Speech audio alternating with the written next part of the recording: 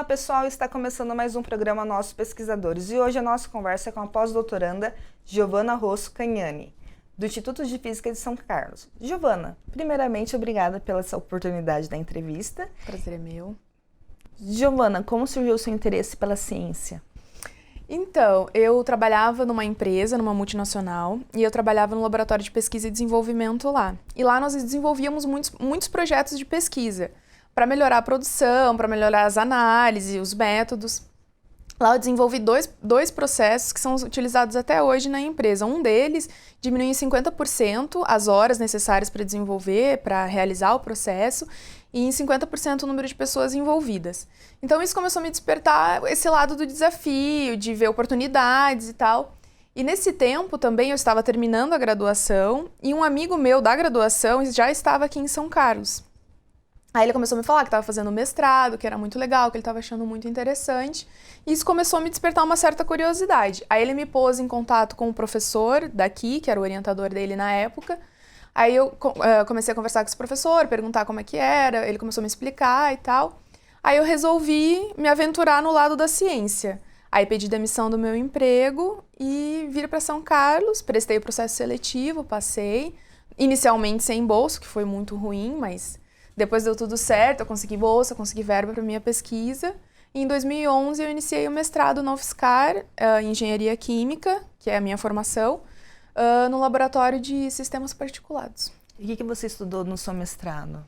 Então, no mestrado, nós desenvolvemos Na verdade, o intuito era revestir sementes silvestres com um gel que possibilitasse maiores condições de armazenamento, que a semente durasse por mais tempo e que aumentasse a taxa de germinação. Isso a gente fazia com um gel, alginato de sódio e uma solução saturada de cloreto de sódio. Então, primeiro a gente encharcava a semente e depois recobria essa semente com esse gel e curava no infravermelho. E isso teoricamente, teria que formar uma capinha protetora e depois aumentar as chances dela germinar. Só que, olha que curioso, não deu certo. Inicialmente não deu certo. Aí, então, eu pensei, né? Como que eu vou fazer essa capa? Aí, eu fui assistir um vídeo da Ana Maria Braga para saber como fazia amendoim japonês. Eu falei, porque é isso que eu quero. É esse revestimento do amendoim que eu quero na minha semente. Não com as mesmas substâncias, obviamente. Mas é isso que eu estava procurando. E aí, eu fui assistir esse vídeo. Aí, lá, eu vi que eles usavam glutamato monossódico, que dava essa liga no revestimento do amendoim. E aí eu testei no meu processo o glutamato monossódico, junto com as coisas que eu já tinha. E aí deu certo. E aí eu consegui essa capa protetora da minha semente silvestre. Aí depois disso, depois de conseguir a capa, a gente plantou e tal, e viu que aumentou em relação às sementes não recobertas, e as sementes recobertas teve uma germinação de 70%. Das sementes. E o tempo de armazenamento também aumentou bastante. E hoje essa semente, ela está sendo comercializada? Não. Não está. Não é uma semente tipo um grão para alimentação, né? É visando armazenamento para reflorestamento. Esse era o intuito. E que ela durasse muito mais tempo no solo, porque essa semente ela tem um período de dormência, que é que a semente não germina. Então, se ela não tiver essa capinha protetora, durante esse período de dormência, ela apodrece e não germina. Então, essa capa protege para que ela possa germinar futuramente, entendeu? Entendi. E você fez seu doutorado aqui na USP? Isso. E o que te levou a migrar da UFSCar para a USP? Bom, primeiro, na verdade, depois que eu terminei o mestrado, eu gostaria de voltar para a indústria, porque eu vim da indústria, né? Então, eu falei, vou fazer o mestrado, vou me aperfeiçoar e depois eu volto com o conhecimento que eu adquiri para a área de pesquisa e desenvolvimento, que era onde eu trabalhava. No entanto, eu procurei emprego, na época eu não obtive sucesso. Aí eu pensei, então, deve ser o momento de, quem sabe, eu tenha que fazer um doutorado. De repente, é esse o caminho que eu tenho que seguir.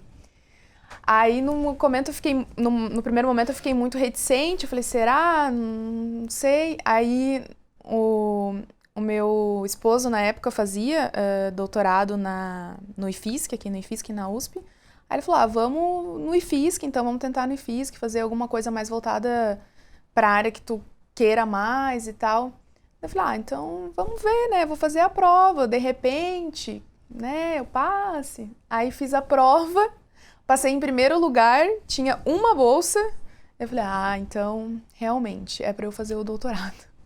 Aí foi assim, aí na verdade foi por intermédio do meu esposo que eu migrei da UFSCar para a USP, para o IFSC. E o que você estudou no seu doutorado? Então, no meu doutorado, inicialmente, na verdade eu estudo, assim, o objetivo principal é a impressão de filmes finos. Por um processo em larga escala, que é um processo chamado roll to roll, que é um processo rolo a rolo, que tu consegue imprimir metros de filme. Inicialmente eu comecei fazendo células solares orgânicas, que são aquelas células solares feitas com polímeros semicondutores, eu não sei se você já ouviste falar, que é uma célula solar nova que está entrando no mercado agora, que ela consegue, na verdade ela não tem tanta eficiência quanto as células de silício, mas ao longo dos anos ela acaba se pagando melhor do que as células solares de silício. Eu comecei fazendo célula solar, aí nesse tempo uma professora da Irlanda veio para cá a convite de um professor do IFSC e começou a se interessar pelo meu trabalho. Eu fazia essa impressão desses filmes finos, essas células solares, em um equipamento que foi desenvolvido no IFSC pelo meu esposo. No mestrado dele, ele desenvolveu esse equipamento, porque não tinha para comprar aqui no Brasil. Na verdade, tinha um equipamento disponível, que vinha da Dinamarca, que é um grupo bastante forte em célula solar, que eles desenvolveram um equipamento deles lá, e era muito caro. Aí ele falou, então eu vou desenvolver o meu aqui, e acabou desenvolvendo o equipamento aqui. Aí eu comecei a usar o equipamento dele. Essa professora veio da Irlanda e se interessou pelo equipamento, pelo que a gente fazia, e a gente acabou levando o equipamento lá para a Irlanda e ensinando eles a utilizar e imprimir esses filmes finos. Aí lá na Irlanda eu entrei em contato com o que eles faziam, com a pesquisa deles. E um dos nichos de pesquisa deles era imprimir cristais fotônicos. Eles imprimiam isso por filmes de Langmuir, que é uma cuba com água e tu coloca lá o cristal fotônico. O cristal fotônico são nanoestruturas, tá? Feita a partir de nanosferas, por exemplo, que são estruturas periódicas que tem que depositar eles tudo sobre um substrato, que pode ser uma lâmina de vidro e tal, bem ordenadinho para dar o efeito de cristal fotônico, que é um efeito iridescente. Sabe quando a gente olha na asa da borboleta, que brilha, que a gente vê várias corzinhas, tipo azul, amarelo? Isso é a propriedade do cristal fotônico, é esse efeito iridescente. E eles trabalhavam com isso lá e eles estavam procurando fazer isso em larga escala, fazer grande. Como eu já trabalhava com filme em larga escala, eu voltei para o Brasil, eu acabei meu período lá. E quanto tempo você ficou na Irlanda? 4 meses. 4 meses? Como foi essa experiência para você? Foi muito legal, muito legal. Foi eu e meu esposo, porque ele era quem desenvolveu a máquina, foi ele quem desenvolveu a máquina. Aí fomos nós dois, ele para montar o equipamento e eu para ensinar a usar. Mas foi muito, muito legal, assim, a gente entrou em contato com grupos da Bielorrússia, da Polônia, a gente fez esse trabalho em conjunto, que foi do meu doutorado, que no fim foi um trabalho em conjunto. Então a gente acabou conhecendo várias pessoas e fazendo várias parcerias. Então, aí como eu estava te falando, aí eles tinham essa proposta de fazer cristal fotônico em larga escala. Aí eu voltei para o Brasil e pensei, por que não tentar fazer na máquina que eu já conheço? E também, esses cristais fotônicos, eles tinham um benefício na minha célula solar, que eu estava tentando desenvolver, que eles aumentam a eficiência da célula solar. Até então eu estava conseguindo eficiência muito baixa. E eu pensei, vou adicionar isso, se eu conseguir fazer em larga escala, eu vou unir o útil ao agradável, eu vou aumentar a eficiência da minha célula solar. Então eu comecei a desenvolver esse processo, esse método de impressão de cristal fotônico na máquina que tinha sido desenvolvida aqui no IFSC. E no fim, aí eu consegui desenvolver o método, que foi bastante trabalhoso e tal. Aí eu consegui desenvolver esse método e no fim o meu doutorado foi defendido em cima do método, que foi algo inovador, que não existia. Até a gente fez uma patente disso, porque ele é de interesse industrial. Então a gente acabou fazendo uma patente junto com a Agência de Inovação da USP. Então foi isso, foi a impressão de cristais fotônicos em larga escala. E aí, para aplicação desses cristais, a gente pode usar tanto em célula solar, que aí eu testei, fiz uma célula, testei, mas isso não foi para o meu doutorado, e ele realmente aumenta a eficiência. E ele pode ser usado também como dispositivo para aumentar a eficiência do Raman, dispositivo plasmônico para aumentar a eficiência da análise Raman. E aí foi isso que a gente fez, a gente construiu o cristal em larga escala e depois aprimorou para ser usado como dispositivo para aumentar a eficiência do sinal Raman, que pode ser utilizado para infinitas coisas. E agora no seu pós-doutorado, é uma continuação do doutorado? Em parte sim, porque eu continuo trabalhando nessa mesma máquina em impressão de filmes finos. Só que agora a gente eu diversifiquei um pouco. Eu estou trabalhando com esses dispositivos para Raman ainda, porque tem muita coisa para ser aprimorada. E essa parte de dispositivos plasmônicos é bem importante, é uma coisa que está super em alta agora, que tem um monte de gente trabalhando. E também na parte de impressão de sensores eletroquímicos, sensores e biosensores eletroquímicos. Então, estou trabalhando com esses dois nichos atualmente. E o que pode trazer de bom para a sociedade? Então, essa parte de dispositivos plasmônicos, ele é bastante interessante porque uma análise feita no Raman sem essa superfície, tu consegue detectar uma quantidade, por exemplo, tá? Sei lá, vou chutar superficialmente, tá? Só para tu entender. Eu tenho lá uma solução com 10 gramas de uma determinada substância. Eu vou lá, analiso no Raman e consigo um sinal razoavelmente bom. Se eu tiver essa superfície plasmônica, que é um substratinho que eu pingo a amostra para fazer análise no Raman, eu consigo diminuir essa concentração da solução de 10 gramas para 0,0001 grama. E eu consigo detectar isso pelo mesmo sinal, entendeu? E isso é importante, por exemplo, para análises médicas, para detectar câncer precoce, por exemplo, entendeu? Eu tenho uma amostra de sangue que tem uma quantidade mínima de uma substância que pode estar, que pode desenvolver um câncer, que é um marcador de um câncer. Eu tenho ela numa mínima quantidade, então eu consigo, através dessa superfície, detectar esse marcador. Que em análises comerciais hoje, uma quantidade tipo de 0,00001 não é possível, entendeu? Isso é um benefício que pode trazer. Para sensor eletroquímico e bioquímica, eu consigo fabricar eles em larga escala e a baixo custo. Então, isso dissemina mais a utilização desses dispositivos na sociedade, né? Em função de ter um valor menor de fabricação. Giovana, para você, o que é ser cientista? O que é ser cientista? É ser persistente.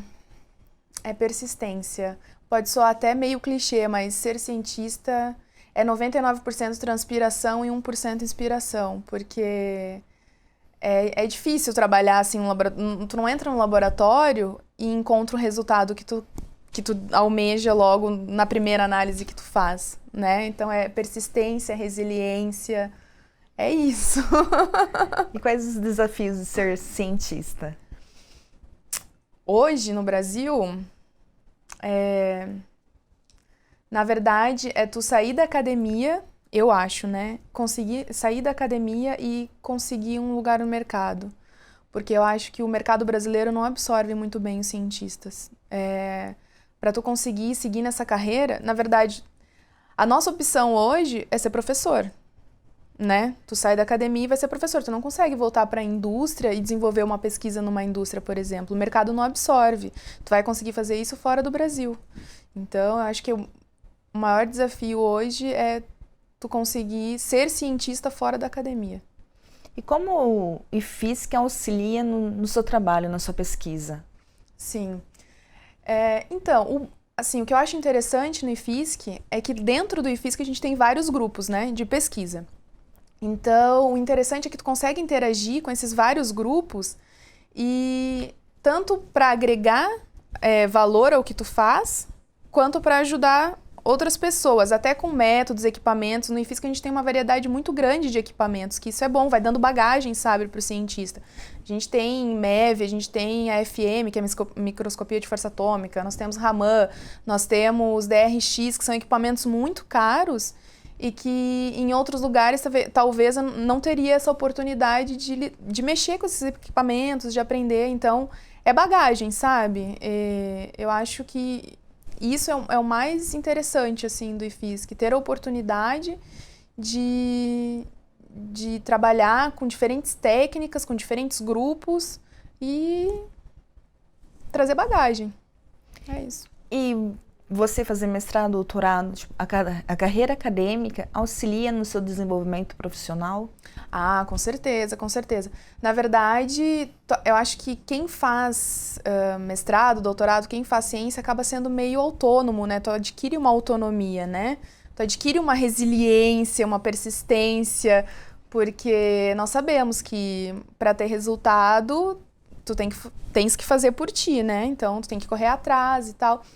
E para a vida profissional isso é bastante importante. Por exemplo, se tu vai ser um empreendedor, né? Ter autonomia é muito importante. Ser resiliente é muito importante, né?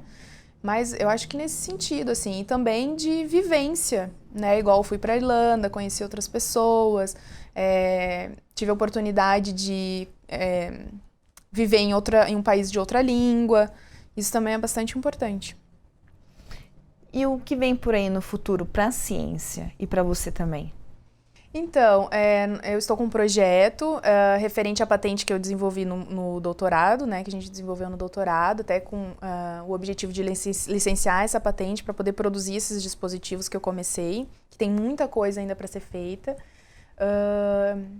E aí eu escrevi um projeto, que é um projeto PIP, que é fomentado pela FAPESP, que é um projeto de incentivo a pequenas empresas e a pesquisadores.